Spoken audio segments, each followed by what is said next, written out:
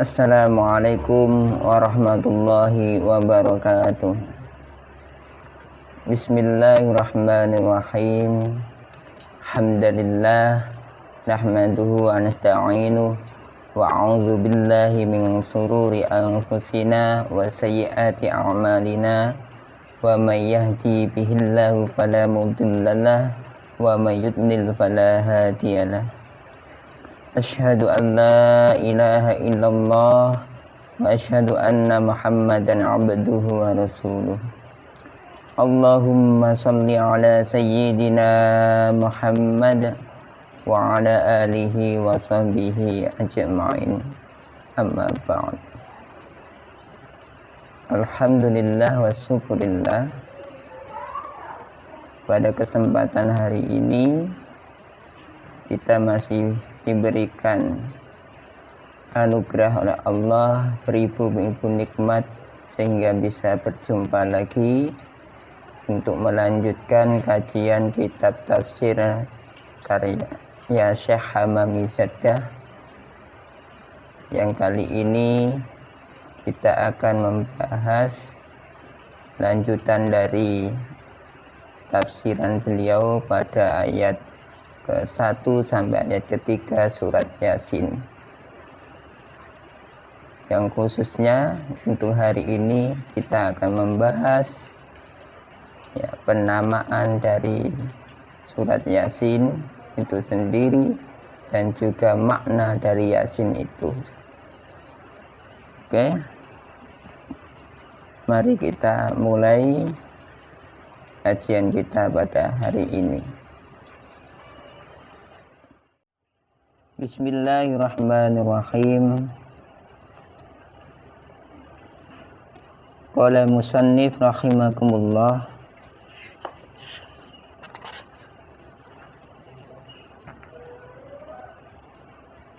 Wa fi lafzi Yasin khamsatu aqwalin. Di dalam lafaz Yasin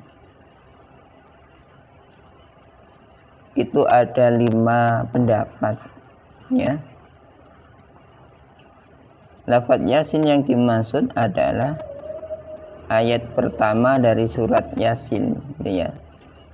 Bismillahirrahmanirrahim. Yasin wal Qur'anil Hakim innaka laminal mursalin. Nah, pada lafaz Yasin itu ada 5 pendapat ulama terkait dengan penafsirannya. Nah,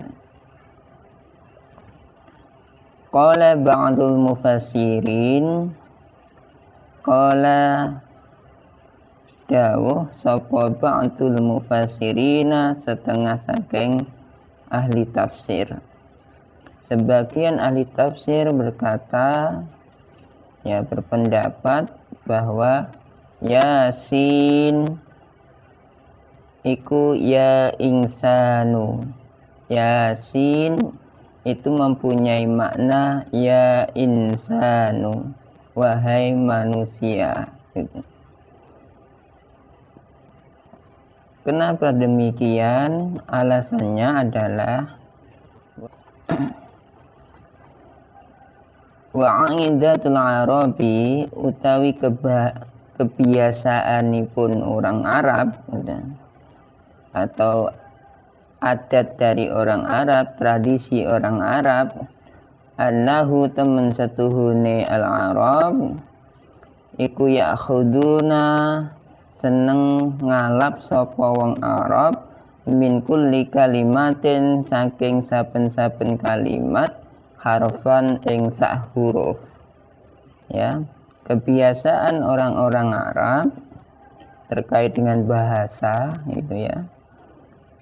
Mereka sering mengambil dari setiap kalimat itu satu huruf. Dari setiap kalimat yang agak panjang gitu ya, itu diambil satu huruf. Summa yatallafadzuna mongko nuli ngucapake sapa al-Arab bihi kelawan harfun, ya, kemudian mereka mengucapkan kalimat tersebut hanya dengan mewakili dari satu huruf yang diambilnya. Jadi satu huruf tersebut diambil untuk mewakili seluruh kalimat yang ada, gitu ya.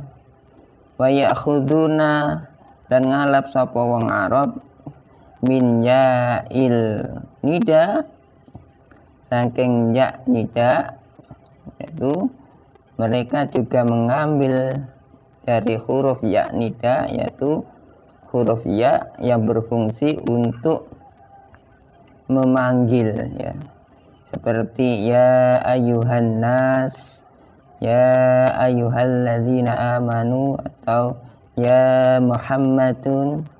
Itu ya, huruf ya itu yang mempunyai fungsi untuk memanggil seseorang, itu ya. Nah, kemudian huruf ya tersebut diambil hanya dari ya. Jadi ketika memanggil ya ayyuhan nas, hanya diambil ya-nya saja, ayyuhan itu dihilangkan. Atau ya ayyuhalladzina amanu, gitu ya. Atau ya ayyuhal insan, atau ya Muhammadu, ya rojulu, itu hanya diambil dari kata ya, yang artinya ya untuk memanggil orang-orang atau memanggil seseorang.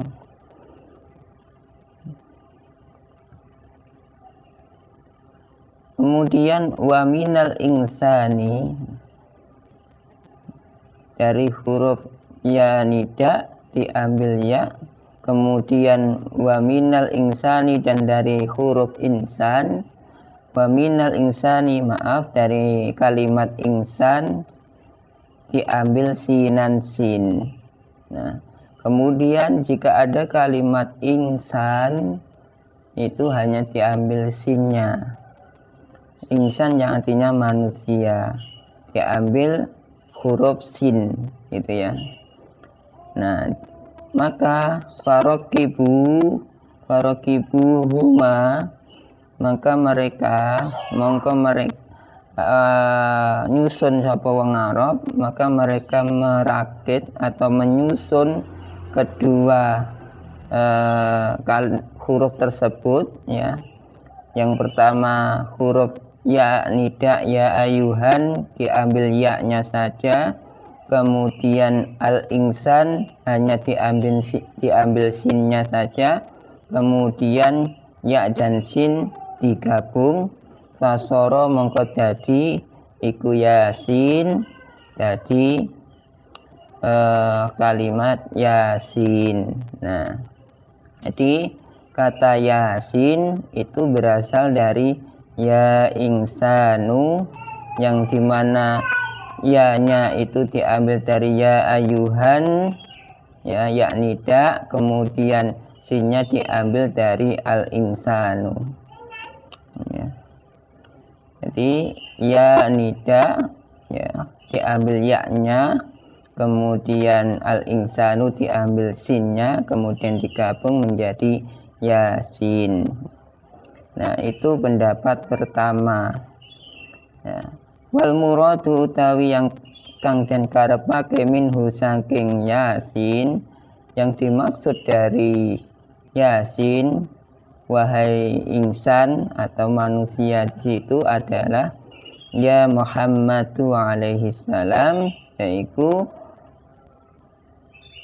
ya Muhammadu, wahai kanjeng Nabi Muhammad sallallahu alaihi wasallam.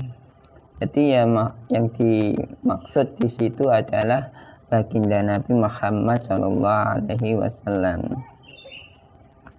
Wa qala lan dawuh sapa ba'dul mufassirin, setengah saking ahli tafsir kang weneh, al muradu kang den karepake minhu saking yasin iku ya sayyidil mursalina, Sebagian dari mufassir yang lain itu mengartikan bahwa yang dimaksud dengan Yasin itu adalah kalimat ya sayyidal mursalin. Ya sayyidal mursalin yang artinya adalah pemimpin para rasul gitu ya. Nah, waqala lan dawu sapa ba'duhum sebagian mufasir kang bener, sedangkan sebagian ahli tafsir lainnya ya menyatakan Yasin utawi surat Yasin atau kalimat Yasin Yasin utawi lafaz Yasin gitu ya. Yasin utawi lafaz Yasin iku isim atau nama minal asma'il Qur'ani saking setengah pira-pira asmane Al-Qur'an. Jadi Yasin itu adalah sebuah nama, salah satu dari nama Al-Qur'an gitu ya. Jadi pendapat yang lain menyatakan bahwa Yasin adalah salah satu dari nama-nama Al-Qur'an. Nah, waqala lan dawu sapa ba'duhum sebagian ingkang weneh ya, sebagian mufasir kang weneh. Jadi mufasir lainnya juga berpendapat bahwa Yasin utawi Yasin iku ismun jeneng min asma'illahi ta'ala saking piro-piro asmanipun Allah Ta'ala ya. Yang lainnya mengatakan bahwa Yasin itu adalah salah satu dari nama Allah Ta'ala. Jadi Allah mempunyai banyak sekali asma ya, nama-nama yang indah, salah satunya adalah Yasin. Ini sebagian dari pendapat ulama. Ini berbeda dengan pendapat yang pertama, bahwa yang pertama yang dimaksud Yasin adalah baginda Nabi Muhammad SAW, sedangkan yang pendapat yang ini yang disebutkan ini mengatakan bahwa Yasin ismun min asma'illah merupakan nama dari Allah Subhanahu wa Ta'ala. Jadi sebagian dari nama-nama yang agung yang disandang oleh Allah Subhanahu wa Ta'ala gitu ya. Nah, jadi perbedaan pendapat ini harus disikapi dengan kebijaksanaan, bahwa inilah keindahan dari para pendapat dari para ulama, yang sehingga kita mendapatkan banyak wawasan dari perbedaan tersebut ya. Waqala lan matur sapa ba'duhum sebagian saking ulama mufasir ya. Jadi sebagian dari ahli tafsir lainnya juga berpendapat Yasin utawi Yasin iku ismu surati, aran surah ya. Jadi pendapat ini ya menyatakan bahwa yang dimaksud Yasin itu adalah nama surat gitu ya. Ini jadi ada pendapat lainnya dari ahli tafsir menyatakan dari ulama tafsir menyatakan bahwa Yasin itu adalah nama dari surat. Di dalam kitab ini, kitab tafsir Yasin karya Syekh Hamamizadah ini ya, menyebutkan ada informasi lain yang menarik yang diambil dari Syekh Istirabadi dalam tafsirnya, yaitu wa dzukira lan den tutur fi tafsiril Istirabadi ing dalam tafsir Syekh Istirabadi.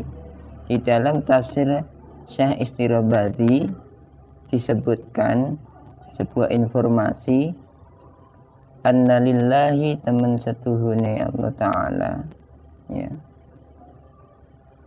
Annalillahi temen setuhune iku kedua tetep Allah Ta'ala arba'ata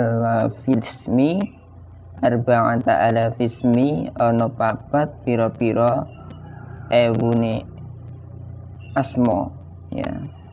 Jadi ada 4000 nama yang dimiliki oleh Allah Ta'ala.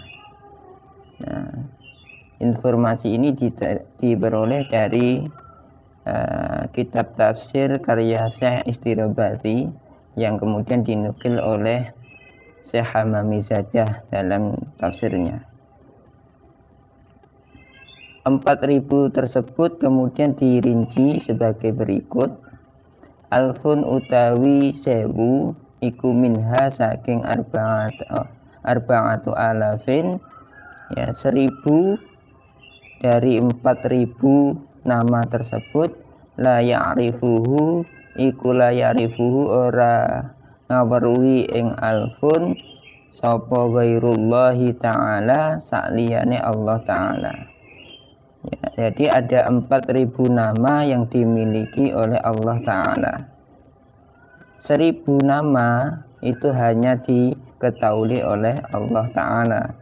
Jadi yang 1000 hanya diketahui Allah Ta'ala. Wa alfun utawi kang 1000 minha saking arba'ata alafin, ya.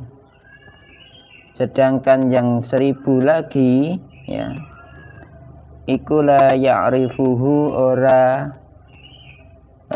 orang weruh ing alfun sapa ghairu malaikati sakliyane malaikat. Sedangkan yang 1000 lagi itu hanya diketahui oleh Allah dan malaikatnya. Jadi ada 4000, 1000 yang mengetahui hanya Allah, kemudian 1000 lagi yang mengetahui hanya Allah dan malaikatnya. Wa alfun utawi 1000 iku fi lauhil mahfudzi, iku fi lauhil mahfudzi tetap ing dalam lauhul mahfud, ya. Sedangkan yang 1000 itu tersimpan, ya, tersimpan di dalam lauhul mahfud, ya. Wa sulusu mi'atin utawi 300, ya. Sedangkan yang 300 fi Taurati iku tetap ing dalam kitab Taurat. Yang 300 disebutkan di dalam kitab Taurat. Wa sulusu mi'atin utawi ingkang 300 iku fil Injili tetap ing dalam kitab Injil. Sedangkan yang 300 lagi ada di dalam kitab Injil. Wa sulusu mi'atin utawi 300 fi Zaburi iku tetap ing dalam kitab Zabur. Nah, kemudian yang 300 lagi, ya, tersimpan di dalam kitab Zabur. Jadi ada 4000, 1000 hanya diketahui oleh Allah, kemudian 1000 lagi diketahui oleh Allah dan Rasulnya, kemudian yang 1000 lagi tersimpan di lauhul mahfud. Nah, tinggal 1000 yang 300 ada di Taurat, kemudian 300 lagi ada di Injil, kemudian 300 lagi ada di kitab Zabur. Sekarang tinggal 100, ya. Nah, wa mi'atun utawi 100, ya, minha saking arba'ati alafin, minha saking arba'atu alafin iku fil Qur'ani tetap ing dalam Al-Qur'an, iku fil Qur'ani tetap ing dalam Al-Qur'an. Nah, yang 100 kemudian disebutkan di dalam Al-Qur'an. Jadi genap 4.000 ya gitu ya. Yang 1.000 hanya diketahui Allah, yang 1.000 lagi ya hanya diketahui Allah dan para malaikatnya ya. Kemudian yang 1.000 tersimpan di Lauhul Mahfuz. Nah kemudian yang 1.000 lagi ya, yang 1.000 itu terbagi menjadi 4 bagian. Yang 300 ada di Taurat, kemudian yang 300 lagi ada di Injil, kemudian ada 300 lagi di Zabur, jadi 900, tinggal 100. Yang 100 itu disebutkan di dalam Al-Quran ya. Nah di dalam Al-Quran tersebut kemudian masih ada penjelasan lagi. Tis'atun utawi songo wa tis'una lan 90 iku zahiratun jelas. Yang 99 nama ya yang disebutkan di dalam Al-Quran itu sangat jelas.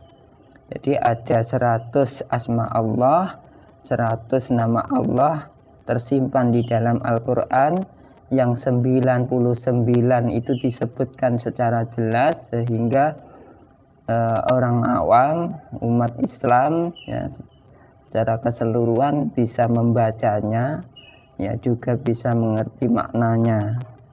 Wa wahidatun utawi kang siji minha saking mi'ah, saking 100 tadi iku makhfiyun den samarake, sedangkan hanya satu nama ya itu makhfiyun ya, itu disimpan ya, itu disamarkan oleh Allah di dalam Al-Quran.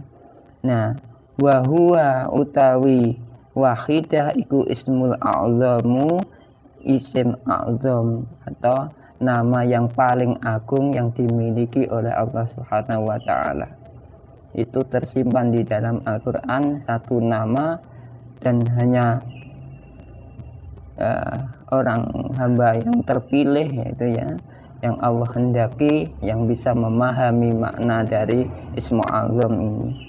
La ya'rifuhu ora pirsa, ora ngaweruhi ing Ismu Azam ilal anbiya'u kejaba pira-pira para nabi wal mursaluna lan pira-pira utusan. Jadi yang mengetahui asma Allah, Ismul A'zam ini, asma yang teragung, ketika disebut asma ini maka Allah akan hadir ya untuk hamba tersebut, mengabulkan seluruh permohonan hamba tersebut. Tetapi satu nama ini hanya diketahui, dipahami oleh para nabi dan para rasul. Nah, yang dipahami oleh umat itu hanya 99 asma Allah, sedangkan satu nama Allah yang agung hanya dipahami oleh para anbiya dan para mursalin. Nah, itu penjelasan yang cukup menarik yang bisa menjadi tambahan wawasan untuk kita, yang dimana informasi tadi dinukil oleh Syekh Hamamizadah dalam kitab tafsirnya Syekh Istirobari. Nah, mungkin semoga apa yang sudah saya sampaikan ini bisa membawa manfaat dan juga bisa menambah wawasan kita bersama, dan saya mohon maaf atas segala kekurangan. Wallahu muwaffiq ila aqwamit thoriq. Wassalamualaikum warahmatullahi wabarakatuh.